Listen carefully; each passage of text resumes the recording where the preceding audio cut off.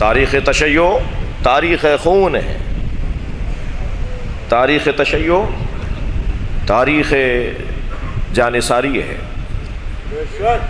میں اپنے جوانوں اور بچوں سے کہوں گا کہ اپنے فہم و فراست میں، معاملہ فہمی میں اضافہ کرو، حالات عالمی سطح کے مد نظر رکھتے ہوئے، ملکی معاملات کو دیکھتے ہوئے آگے بڑھنے کی ضرورت ہے۔ ہم حسینی ہیں، رستہ بنا لیتے ہیں، کسی بیریئر کے زد میں آ کر رکتے نہیں ہیں۔ زید شہید مار دیے گئے، مدتوں ان کی لاش کو لٹکایا گیا، مختار ثقفی تنہا ہو گئے تھے، حضرت عبداللہ شاہ غازی رحمۃ اللہ علیہ، ان کے جنازے کے ساتھ کیا ہوا؟ قس علی ھذا، مثال ایک نہیں ہے، مگر قافلہ یہاں تک پہنچ گیا نا، یہ قافلہ آگے بڑھے گا۔ یہ اعضا ہمارے پاس امانت ہے، صاحب تک پہنچانی ہے۔ صاحب آج مجلس میں آئے ہیں، اور اگر کہیں دور ہیں تو اپنے گریے کے ذریعے انہیں بلا لیجئے۔ صاحب الزمان، صاحب فرش ازا، مورث ذکر حسین، وارث ذکر حسین، بلائیے مولا کو اپنے گریے کے ذریعے۔ وقت گزر جاتا ہے، وقت گزر جائے گا، مگر یہ نام محشر میں بھی، جنت میں بھی، ہر جگہ ہمیں سننے کو ملے گا۔ ایام فاطمیہ بے روایتیں گزر چکی، اور ایک تاریخ کی آمد ہے۔ اس ماں کو سلام کر لیں جس نے کبھی محسن کو شہید ہوتے دیکھا، جس نے کبھی حسن مولا کے جگر کے ٹکڑے دیکھے، جس نے کبھی حسین کو گھوڑے سے گرتے دیکھا۔ آیت اللہ مشکینی حرم حضرت معصومہ خم میں مصائب پڑھ رہے تھے، اللہ کا ولی مجتہد، میں نے ان سے خود سنا ہے، کوئی واسطہ نہیں ہے جی۔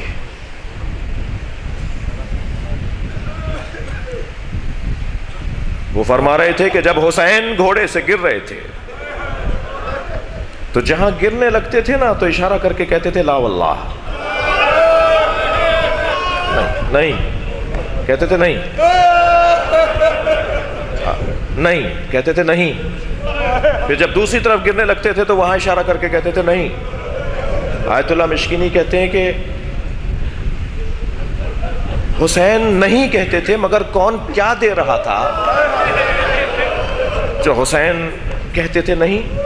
کہتے ہیں ذرا معرفت کی نگاہوں سے دیکھو، کبھی نبی بڑھ کے کہتے تھے میری گود میں آ جاؤ، کبھی زہرا بڑھ کے کہتی تھی میری آغوش میں آ جاؤ۔ اجرکم اللہ، اجرکم اللہ، جو رونے آئے اپنی آوازوں کو آزاد کریں گے۔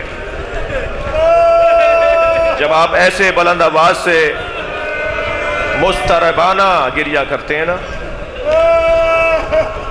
تو مولا صادق دعا دیتے ہیں آپ کو۔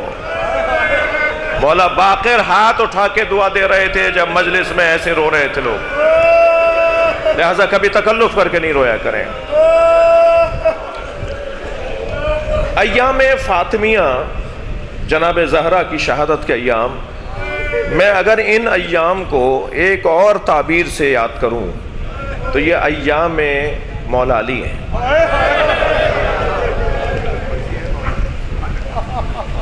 مولا علی،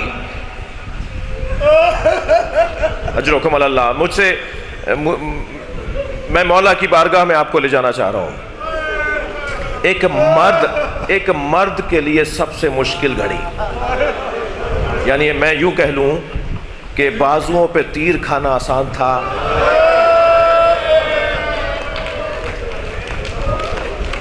ساری مثالیں ترکی،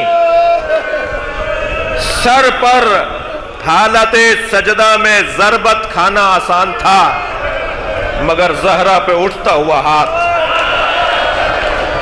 اجرکم اللہ، اجرکم اللہ،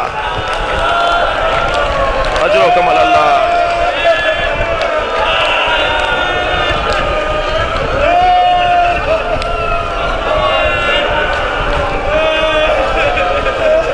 اجرکم اللہ۔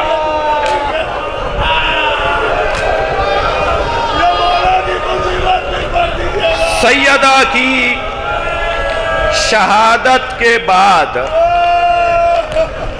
مولا اپنے اصحاب کے ساتھ تشریف فرمائے کہ وہ شخص جس نے دروازے کو لات ماری تھی،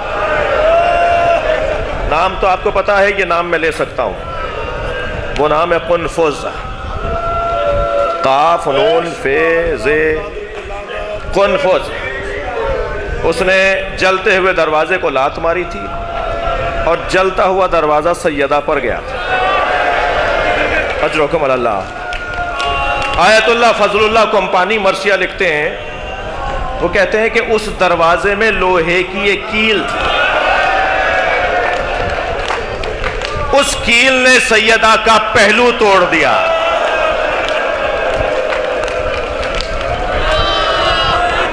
اجرکم اللہ۔ آپ کی آوازیں بلند ہیں۔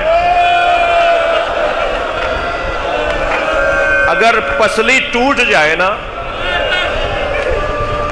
اگر پسلی ٹوٹ جائے تو یا جس کی پسلی ٹوٹی ہوئی ہوگی وہ میری بات کو مانے سمجھے گا، یا ڈاکٹر حضرات زیادہ محسوس کریں گے۔ جس کی پسلی ٹوٹ جائے، پسلی میں کوئی آپریٹ نہیں کیا جا سکتا، اس کا آپریشن نہیں ہو سکتا، خود ہی وقت سے جڑے گی، پسلی خود ہی وقت سے جڑے گی، مگر جب تک جڑے گی نہیں نا، اس وقت تک سانس لینے میں تکلیف ہے۔ دشمن نے جس کی سانسوں کو محبوس کر دیا، جب لات مار کے دروازہ گرایا تو سیدہ کا یہ عالم، مولا اپنے اصحاب کے ساتھ تشریف فرمائے ہیں کہ ایک مرتبہ دیکھا کہ قنفذ مالیات لے کے، ٹیکس لے کر آیا، اور وہ ٹیکس وصول کرنے والا صف لگی ہوئی تھی، ایک ایک شخص اپنا اپنا ٹیکس لے کر آتا تھا۔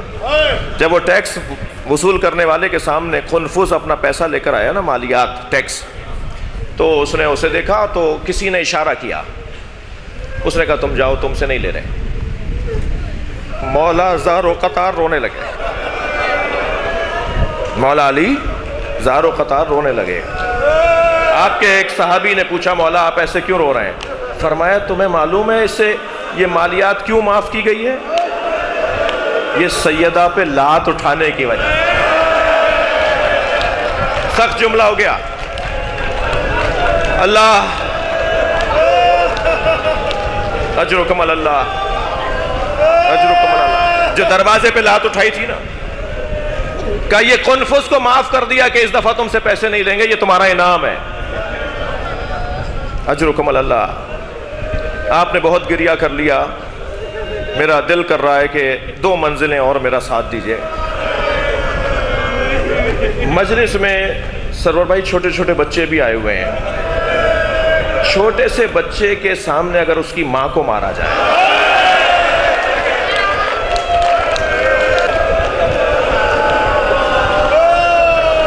اجرکم اللہ، اجرکم اللہ۔ ایک شخص کہتا ہے میں نے اپنی زوجہ کو غصے میں آ کر ایک تماچا مار دیا۔ وہ کہتا ہے 3 دن کے بعد جب میں نے اپنی بیوی سے معافی مانگی کہ مجھے معاف کر دو، میں نے تمہیں مارا، تو میری زوجہ روتے ہوئے کہنے لگی آئندہ کبھی ایسا ہو آپ غصے پہ قابو نہ پا رہے ہو اور یہ کیفیت آپ پہ طاری ہو رہی ہو تو اتنا ضرور خیال کیجیے گا میرے بچوں کے سامنے نہ ماریے گا۔